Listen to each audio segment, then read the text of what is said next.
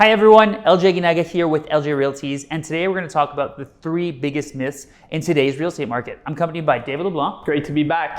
And the first myth that we're going to tackle is, oh, the market's too crazy right now. I can't be a part of that. It's the wild, wild west out there. This is unfortunately a concept that has kind of been blown out of proportion.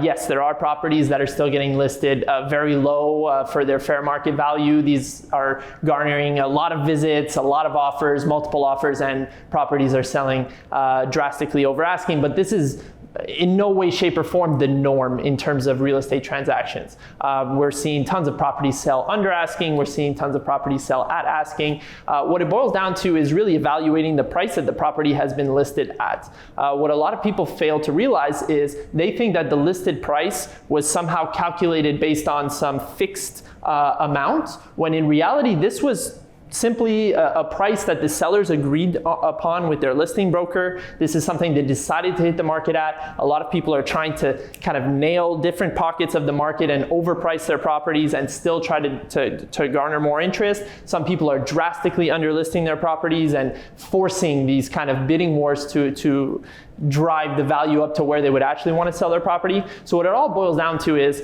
as a buyer, being able to discuss with your real estate broker before you even visit the property, what are we looking at here? Are we actually looking at a house that is $500,000, or are we looking at a house that will sell for $650,000, or are we looking at a house that will sell for $450,000? All of these things should be evaluated with a professional before you even set foot on the property and before you really get that emotional connection and fall in love with it. 100%. That's super important to remember. Although it feels like the wild, wild west out there, it's not a one-size-fits-all formula out there, and it's really a question of addressing each property individually. The second myth that we hear all the time is, well, I have to go directly to the listing broker if I want a chance at the property. If not, there's no way my offer is going to get accepted. This is a really unfortunate idea because what it does is it leaves buyers really susceptible to being taken advantage of or manipulated by listing brokers. What we're getting at is people who are sourcing and visiting and trying to buy properties without having representation as the buyer.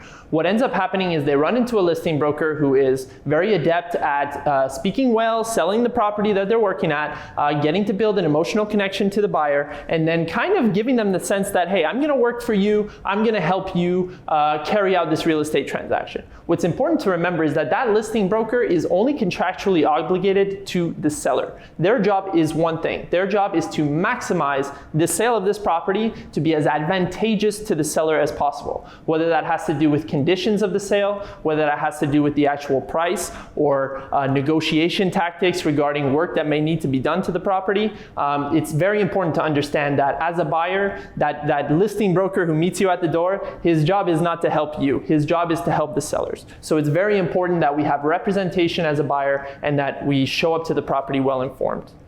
100%. Super good points, David.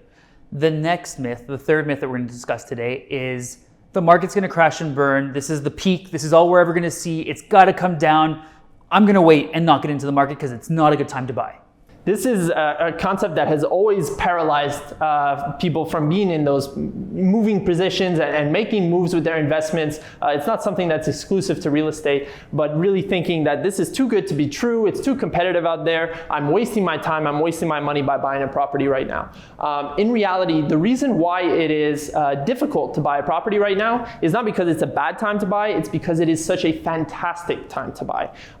There is a huge difference between it being a bad time to buy and it being a difficult time to buy. And I think that this is a point that we're harping on with all of the points in this video, which is if you're showing up and trying to carry out a real estate transaction without any kind of representation, without a team that's working for you, yeah, maybe it is a bad time to buy because you're not going to be able to move efficiently, you're not going to be able to be well informed and make the proper decisions. However, if you can find representation from a trusted real estate broker, a team that's able to provide value for you in the sense of evaluating properties and protecting you throughout this transaction, I don't think there's ever been a better time to buy. With the combination of low interest rates, the kind of market increase that we're seeing post-COVID in a city like Montreal, it is a fantastic time to buy.